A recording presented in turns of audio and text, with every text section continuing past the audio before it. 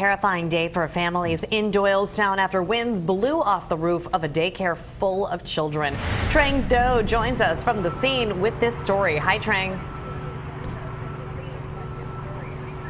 Hi, Jess. We are still waiting on official word if indeed a tornado did touch down here. But take a look. Whatever happened here did devastate this daycare building. Now, crews have been out here all day assessing the damage and cleaning up what they can.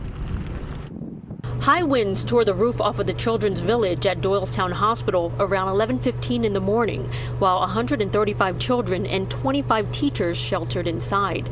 Teachers acted quickly to get the children to safety. We were reading a Jack and Annie book, and then we went to the willow to check out the storm, but then it blew and we just went, and then Marlene took us back, and then we went in the closet. Parents and caretakers rushed to Lenape Junior High School next door to be reunited with their children after learning the daycare had taken a direct hit. Right now, it's like a little upsetting after the fact, right?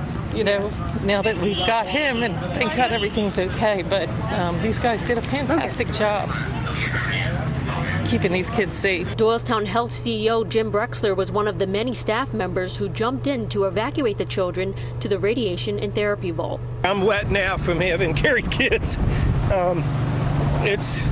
You just get scared. We are unbelievably thankful today that every single child and teacher got out safely. Elsewhere on the campus, the winds were strong enough to move cars in the parking lot, stacking some on top of others like toys.